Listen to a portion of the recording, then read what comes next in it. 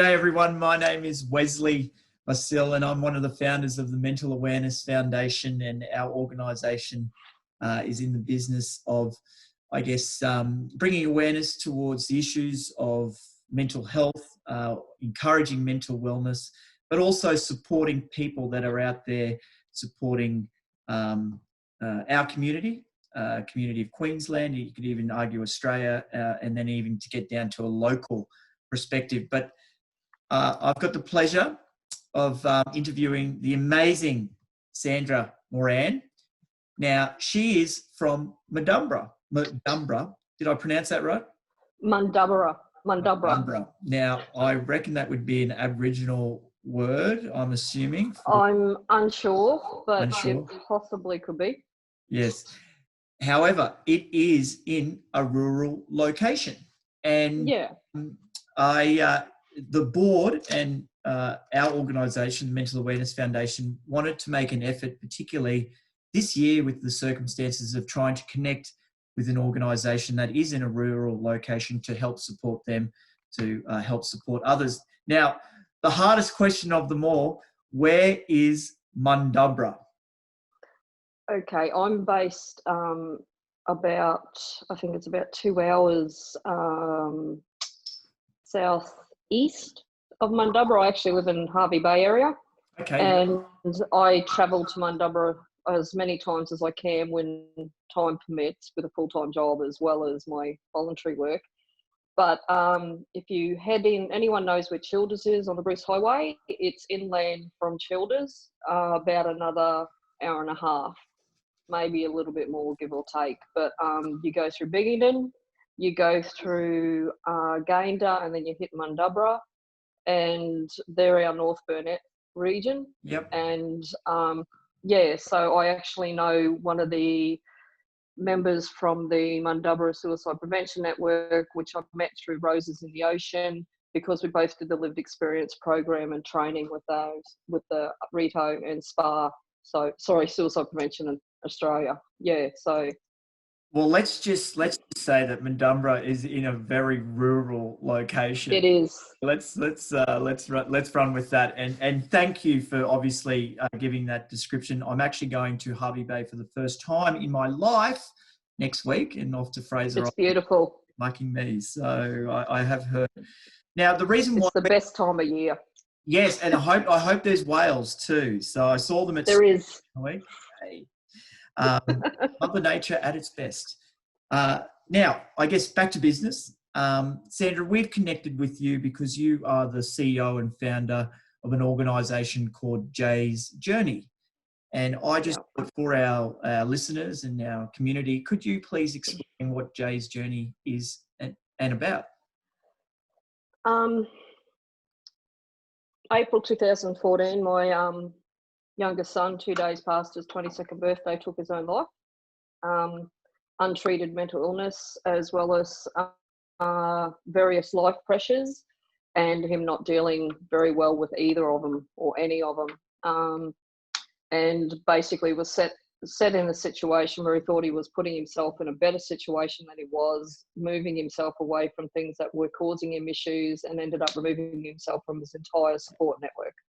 Yep. So it actually exacerbated the condition that he was already experiencing. And 16 days after starting that job, and after I found out that he hadn't gone back for his bipolar treatment that he was meant to several years prior, when he told me they said he didn't have it, he took his own life, like I said, 2 days past his 22nd, and rocked our family literally to its core, and caused a lot of implosions in the family.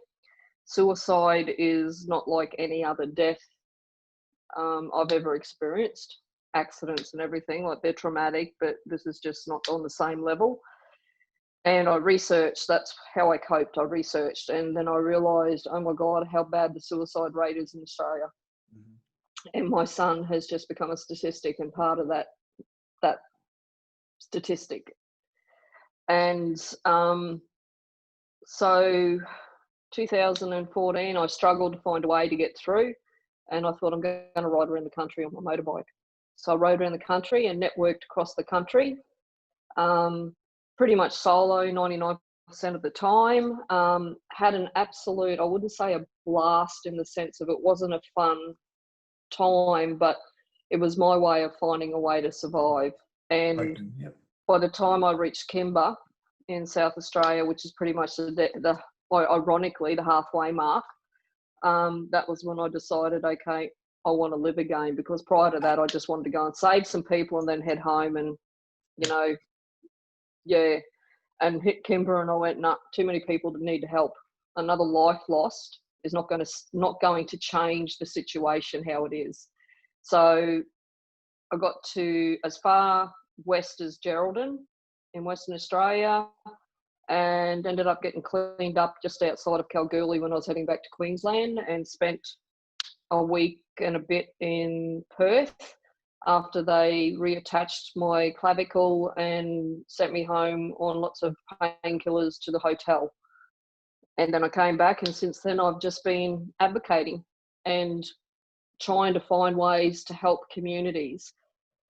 Our background is a semi-rural coastal town called Yeppoon, which is very similar in the demographics to Maryborough and Hervey Bay and the regions around. So the rural regions depend heavily for a lot of the stuff they can't get in their own towns on Rockhampton and things like that.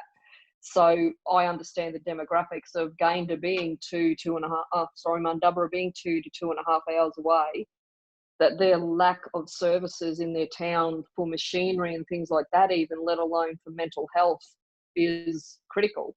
They don't have the access to basic services. Like, they have one IGA available to them. If they want to go to a proper Woolworths or Coles even to get normal things, they have to drive all the way to Bundaberg or Hervey Bay. And that's hours away. Yeah, a couple of hours away. So, you know, it's a full day trip easy, even an overnight one for some people.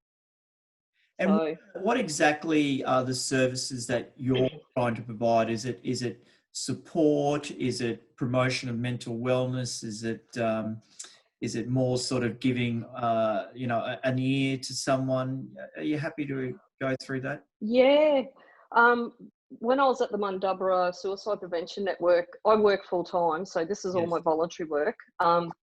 And I rode my bike out there November 2019 for their last meeting of the year.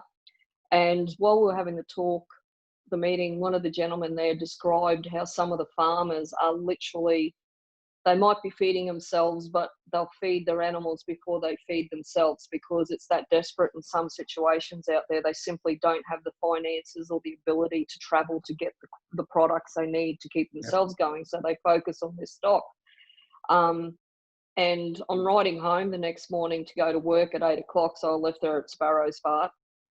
But I was riding home thinking there's just got to be some way that someone like me a couple of hours away can at least make one or two people have a different type of Christmas. And not, it wasn't so much about the practical support, it was more about the actual gesture and giving people hope. And letting them know that someone outside of where they are is actually seeing them. So I came back and went, okay, I'm going to donate. There's a place here called Victory Church, and they have Christmas hampers with a gift called the Gift of Hope. And they're $30. So I went and bought 5 of those. And when I was talking with Michael Tucker from the Independent Writers, they donated another 7. And then Milestones Employment Services donated another 1. And we also had nearly, I think $1,800 of cash donations fall into our lap to be donated directly to the Mundubbera Suicide Prevention Network, who then turned that into $100 vouchers for the IGA out at Mundubbera. And so with our 13 hampers and $100 cards in each, IGA gift cards in every hamper, we went and spread a little bit of hope around the community, and it worked out wonderfully. And I said, okay, 2020, we've got, that was in 3 weeks. We did that in 3 weeks, organised everything, delivery, everything.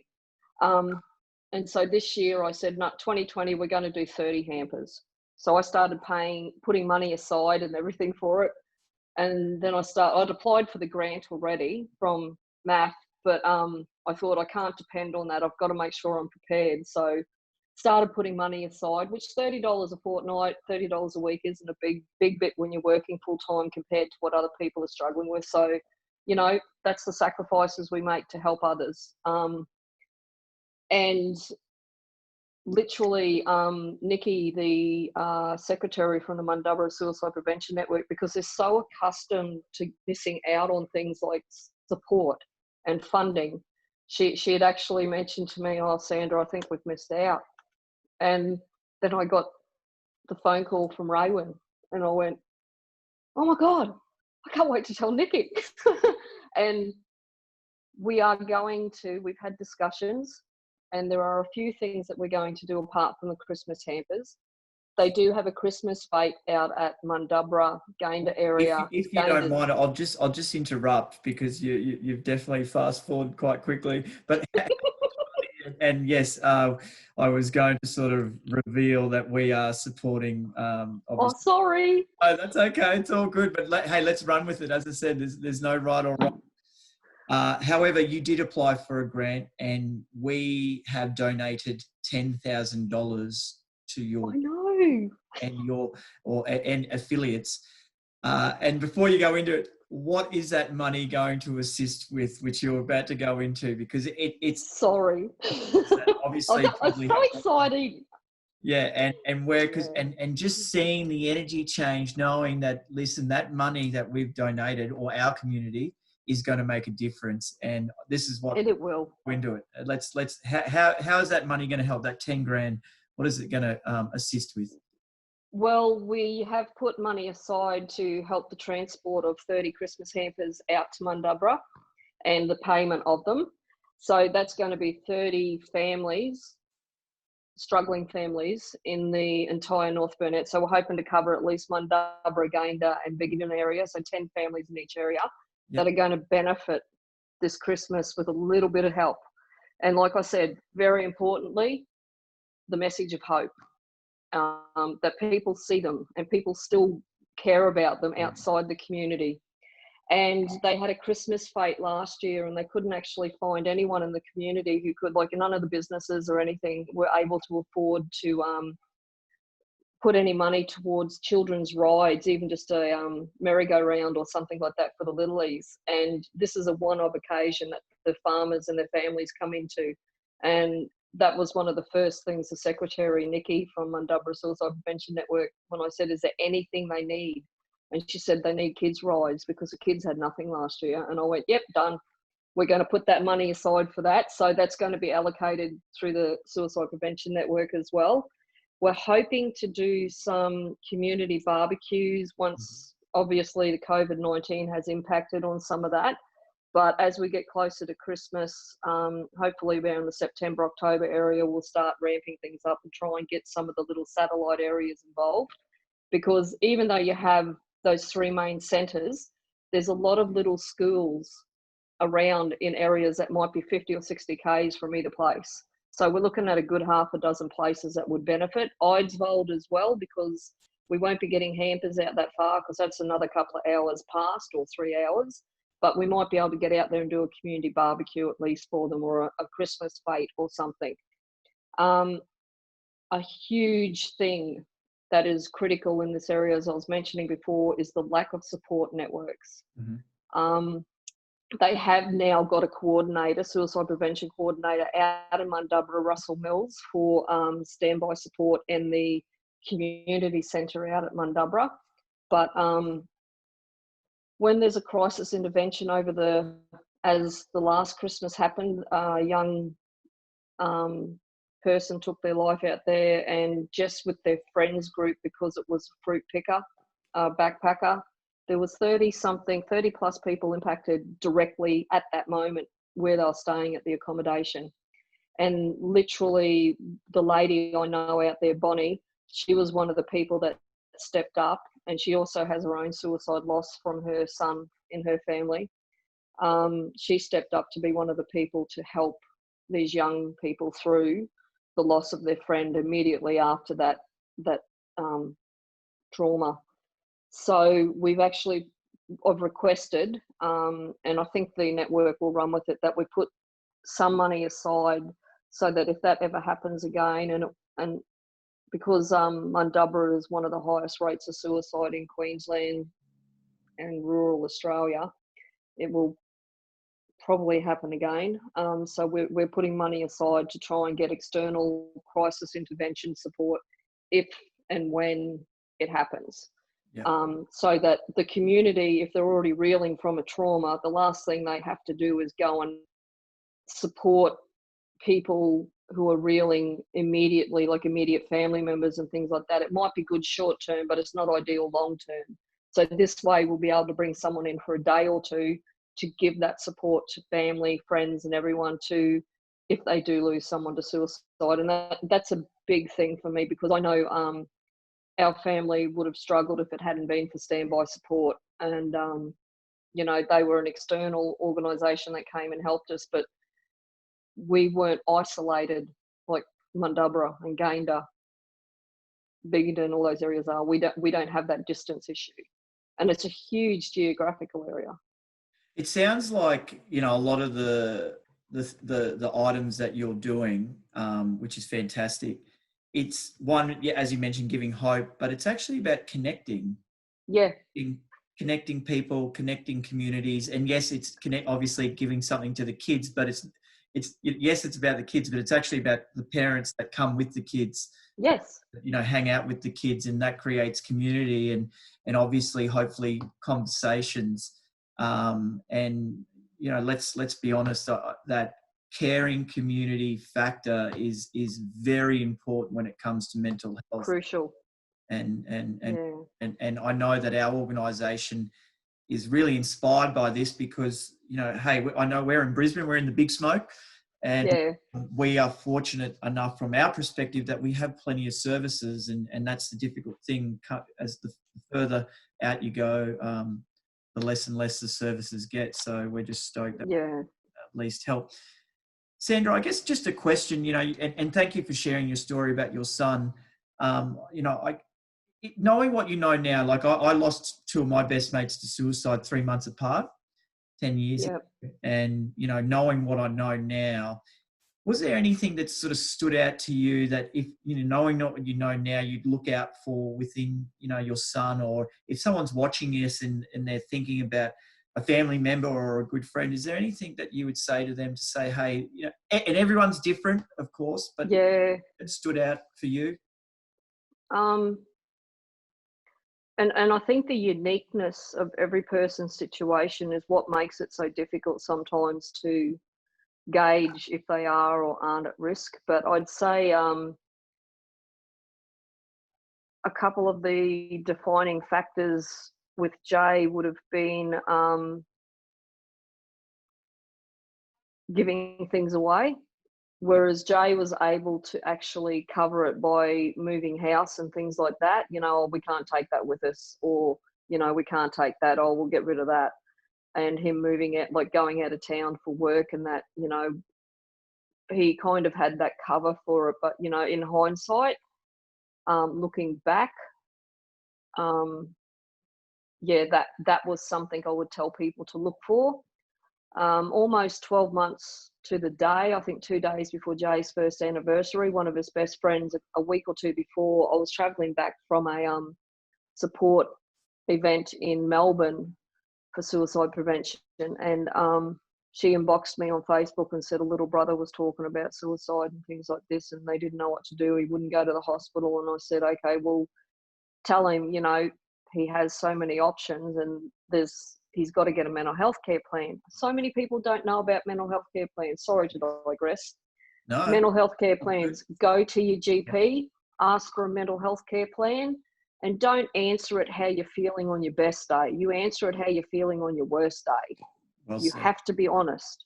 And that is something. And if you know someone that needs a mental health care plan, go with them if they're not game to go by themselves.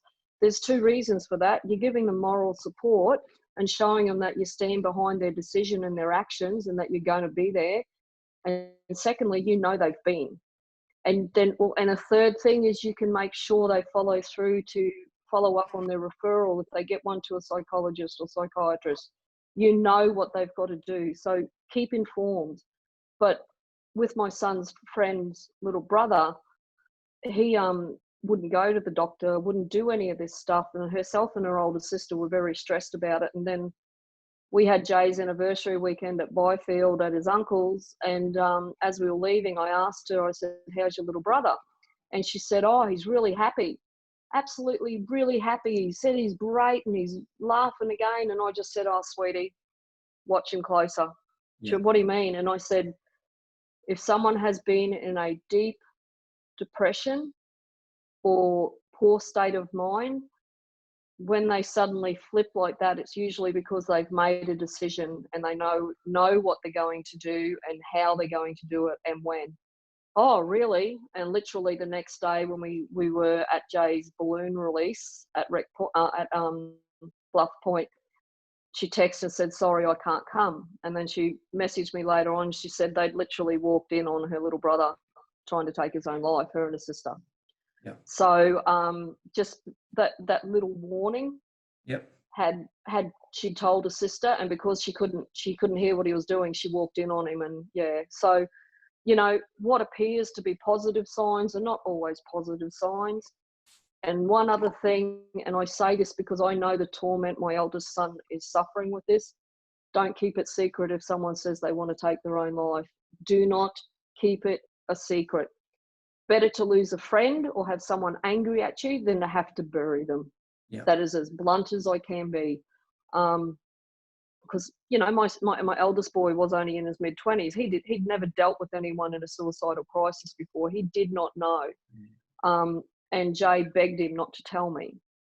And but when he told me why he didn't tell me, because Jaie didn't want, and I went, yep, that's cool, buddy. And he did. Jaie, his big brother thought he was doing the right thing for his little brother. But for the sake of my eldest boy's pain, I just wish that he could have said something, but I understand why he didn't, because he didn't have training. He's not a mental health professional. He was just a mid-20s young fella trying to help his brother the best way he could with the information he had at the time. For people bereaved by suicide, I'd say give yourself grace, give yourself a lot of grace. And I have a mantra now, and I'm trying to teach it to my sons, was like, there was no malice in what you did or didn't do. There was no malice. You would have never have wanted them harmed. I know my eldest boy would have taken a bullet for his little brother. So I know there was no malice in anything that his big brother did. I absolutely know. Hindsight is guilt's best friend. So I must say, and this is where I'll probably turn it towards you. Like you mentioned, you for 12 months and went motorbike riding around Australia, and that sounds like that was somewhat of a coping mechanism. Is there anything that you sort of do day to day, or has the journey of wanting to help others sort of, I guess, lighten the experience, or perhaps made you cope with this because you wanting to go down that journey of helping others? But what do you sort of do day to day for your own mental health and keep you strong? Okay, I'll be candid. Candid's good. Candid's real good, because otherwise we have repeat situations, and anyone impacted by suicide is also immediately at a greater risk of suicide. Mm-hmm. All research shows this. And so I have been under care of a psychiatrist and a psychologist now since late 2014. I take my daily medications, and I'm not going, people call it, I'm shutting myself off from people, but a lot of that's not to do with the fact that I don't like people, because I do. I love people, but I just can't handle, I self-isolate a lot because it's the only way I can cope, because it's too much going. Yeah, and I play with the dogs. and I watch a lot of crime mysteries, like real crime mysteries and things like that. But the altruistic nature of Jaie's journey is, my son, his life, he didn't live in vain, and I refuse to let him die in vain. So I know for a fact, since Jaie died, by our losing him and our continued activities since then to try and promote awareness, education, people's increasing knowledge of how to deal with their own suicidal ideation or their own mental illness, or someone they love or work with having a struggle. I know that we've helped people. I know that it's saving lives. So it helps me a little bit knowing Jaie's life wasn't wasted, and neither was his death. His death will not be a waste, because it's helped change little things, ripple effect, bit by bit. I just want to say thank you for your vulnerability to share that, particularly about yourself and the mental health care plan. And it's really powerful. Thank you, Sandra. Like, I know that sharing, and this is why we encourage people to share their story, because I think it's all well and good to see what's on the surface, but once you get inside and you hear the true story about someone's truth, it's powerful. And I a lot of these things I didn't know going into this meeting, and I'm just getting very inspired and grateful that I'm chatting to someone that has a lived experience and is happy to share, but at the same time just shows so much care and wants to help others. And it's you're doing a beautiful thing. So I just want to say thank you for that. Yeah. I just don't want to, sorry, it was a rough night last night. We're going on to 8 years now since we've lost Jaie, in April 1st next year. And, people think that once the funeral's over and half a year down the line, you're over it. And with suicide, the American Psychiatric Association has deemed suicide equivalent, the trauma is equivalent to throwing an emotional hand grenade in the middle of the family and friends unit. Yeah. And when you look at what a physical hand grenade can do to the physical body, yeah, I can say it's that. We will never fully get over this, but we learn ways to get stronger, and we learn ways to move through the grief. I don't say get over it. And one thing, people have these things about the 5 stages of grief or the 7 stages of grief. Well, sorry, no. There's one main stage of grief, and grief is a living thing. If you look at grief as the love that you have for that individual or those people that you've lost, grief is a living, tangible thing. And it's not static. It continually changes, it shifts, it mutates, and it can go from hour to hour, it can go from day to day or week to week, and it depends on the stresses in your life and things like that. And, things that are meant to be happy events are always going to be bittersweet, especially for, my eldest boy's getting married the end of this year. And I know that because of something he said to me about 6 months after we lost Jaie, that it's going to be bittersweet for him. It's going to be bittersweet for all of us, because he would have been his best man. Yeah. So, you don't just lose that person in that instant. You lose their present and you lose their future. And Jaie had a 7-month-old baby when he died. And, I say to people, who have young children, please, please, please fight for them. Because understand that, my granddaughter, and through no fault other than just being young, she will have no living memories of her father. And, and then when you look at that, you struggle with the dynamics of people have the right to move on and be happy. So his fiancée is now in a loving relationship with another beautiful little baby boy that I am blessed to be able to call grandson as well, even though, biologically he may not be, but he is the most adorable little munchkin. Him and his sister are lights in our lives. And that's what we have to look for, are those little bits of light. So, yeah. That connection. And thank you. And it's one thing that I sort of promote if you are watching this, no matter how big or small you think your contribution is to this earth, it's worth saving. Yep. And then particularly with, thinking of those younger people that, you can have that connection with as you get older. But I really appreciate you sharing that. Now, I guess being in a rural situation, telecommunication, digital, it's difficult because I know in Brisbane here we do a lot of, obviously Zoom's a big thing at the moment, or digital media or social media. Are you happy to just talk about, I guess, the struggles when it comes to being in a rural situation? Yeah. Because obviously communication isn't, sadly, it's just not that reliable.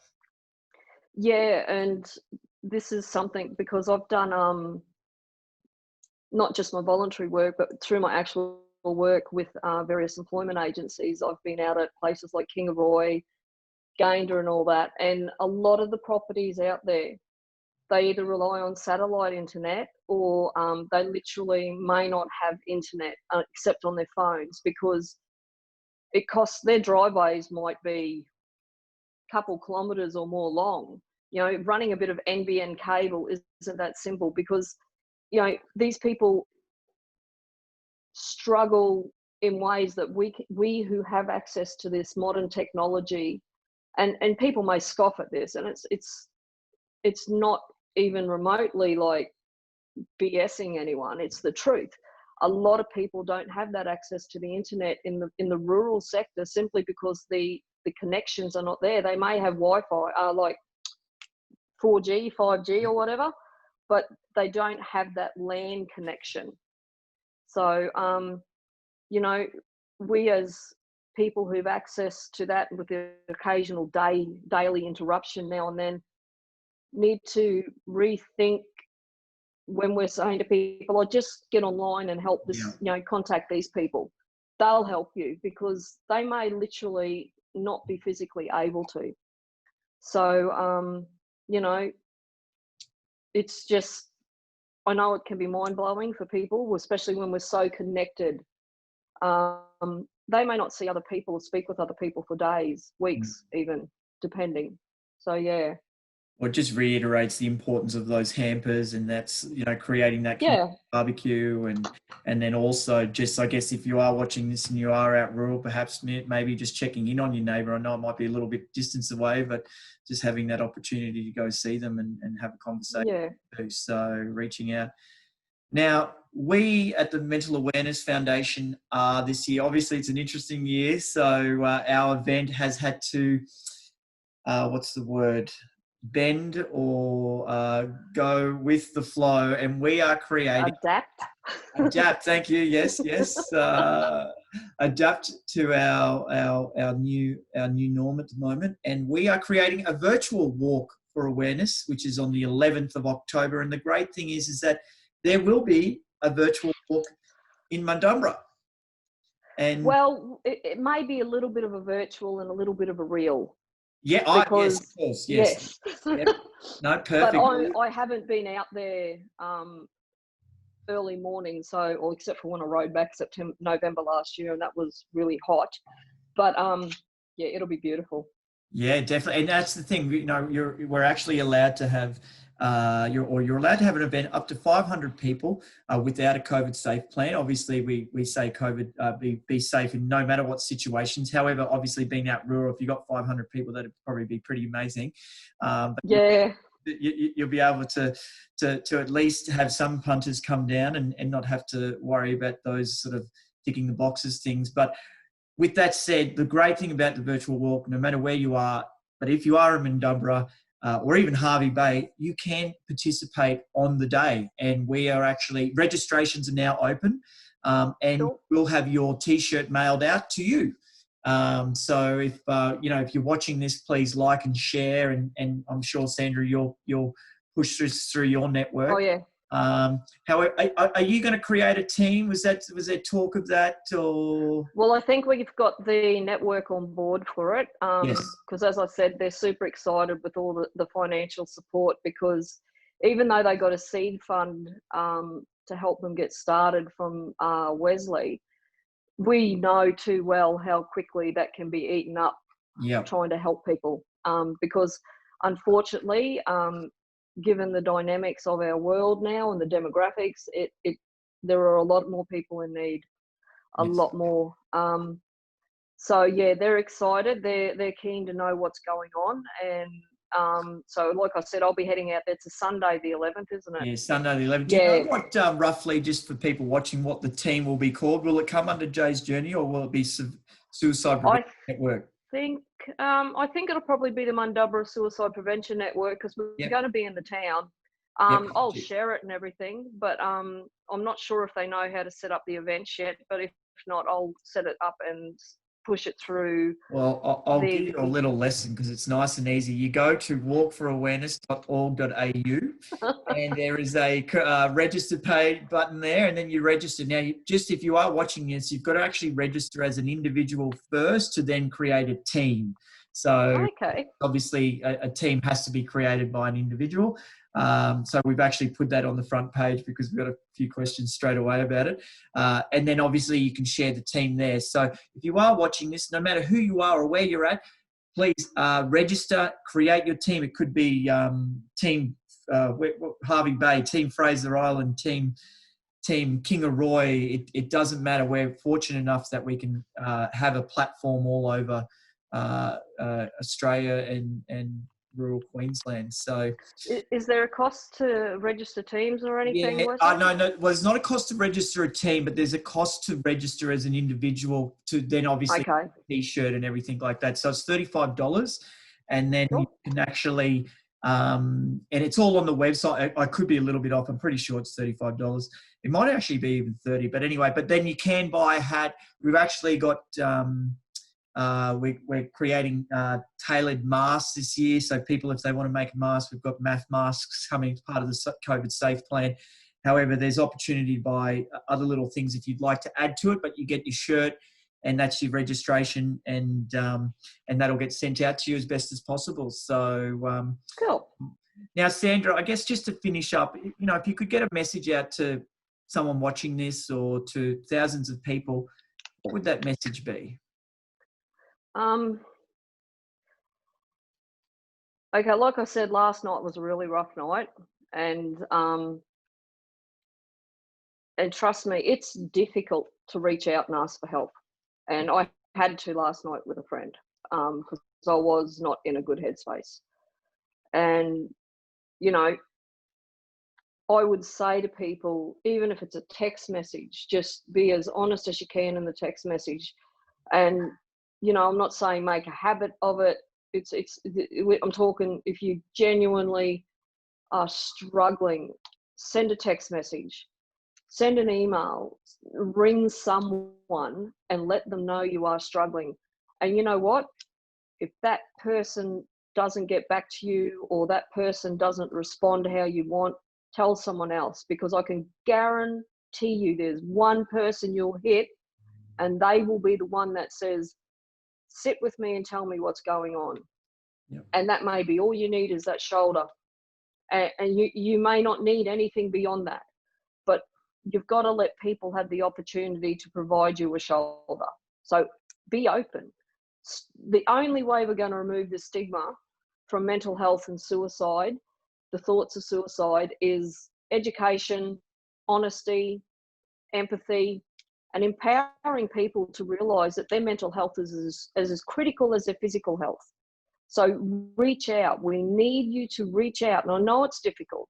I struggle with it all the time. But I mean, when things are that bad, you've got to think and push yourself to think beyond that moment, that this is just a moment. And it might be a repeated moment, but it's still just a moment. There's so many things out there that can bring joy, even if it's just for a split second, and we need to find them. So you need to keep reaching out. Don't just reach out once, reach out as many times as you have to, because if they're real friends and they really care and they're really loved ones, they will be there. I 100% agree. And just to add to that, strength actually comes from being honest with yourself and being honest to others and speaking up. That's true. Yeah. True strength, and it starts from within. Sandra, where do we find out more information about perhaps Jaie's journey or the Mandubra Suicide Prevention Network? Where would be the best place to? Well, the Mandubra Suicide Prevention Network do have their own, I'm not sure if I think a page or a group. It's a public one, so anyone can just join that as far as I know. Is that like a Facebook they have group there? Facebook group, yep, on Awesome. Facebook, yep. Jaie's Journey has the Facebook, it's under Jaie's Journey Inc., our new normal after death by suicide, because as I said to my son last night, because he said, I just want my old mum back. And I went, I'd like me back too. I'm not the person I was, yep. 7 years ago. I'm not the person I was. I know it. And, so this is our new normal, and it's not necessarily a great normal. There's little pockets of joy and little pockets of where we know we're blessed still, but it's a new normal. And, our grief is constantly having, and that word adjust, adapt. That's what I say with our grief. We have to adapt to our grief as it mobilizes and as it morphs. We can't just sit there and go, oh yeah, it's good. So Jaie's Journey Inc., our new normal after death by suicide. And I may share some random stuff on there sometimes, but guess what? Sometimes you need to share things that make people smile, not just the bad stuff. Yeah, so, absolutely. Well, let's finish with a big smile. And I just want to say, Sandra, thank you so much for your time, and thank you for sharing and being vulnerable enough to speak the truth. And I could probably tell that's just you. However, it's been very humbling to have just being on this platform, because I know so many people will get so much out of it. And we do need to think of our rurals, brothers and sisters, because they do exist. They're out there. And the thing is, they're doing it tough, but they feed us. Yeah, they feed us, and we need them just as much as they need us. And they clothe us. And yep. They do a lot. So I just want to say, well, from our community, thank you. And I hope that $10,000 truly helps. And we look forward to seeing, obviously, some of the impacts as we go along in the rest of the year. However, if you're watching this, well, it's coming. Walkfораwareness.org.au, everyone. Please look up. I'm sure Mandubra will get up once by the time this video is posted. I'm hoping that team, pardon me, will be created. However, we will be promoting the walk very, very significantly. So there'll be plenty of messaging going out there. But Sandra, thank you very much. Hey, let's do a video after the walk to see how it went and do a debrief. Well, I'm going to do a live stream from the walk. Oh, so yes. You're going to see sunrise. What time in the morning is it? Is it early? I think the walk's not till 8:30. But if you guys want to do, we'll be there early. Yeah, man, I'll be up because we get up at Sparrows, obviously because of the event. So I'll be there in spirit. However, we can still go live at sunrise, so we can make that happen. However, let's talk about that closer to date. So thank you all for everything from Mandubra Suicide Prevention Network, the community, North Burnett, everything. Everyone's in on this. We've got the community, North Burnett Community Centre, Mandubra Community Centre, the network. I'm trying to get more people from Harvey Bay to come and join as well. So, I mean, thank you from all of us just for the help and this as well. It's been a pleasure. Oh, listen, it's our pleasure, and thank you for reaching out, because obviously if someone doesn't put in an application, we don't know about it, and now we do, and we're so grateful that there's people out there that are doing this great work. So well done to you, Sandra, and thank you very much. We'll finish there, Sandra. Hey, thank you for your time, and if you're doing this, please like, share, spread it around. It is a message of hope and truth, and we love what you're doing, Sandra. Thank you very much. Thank you. See you. Bye-bye.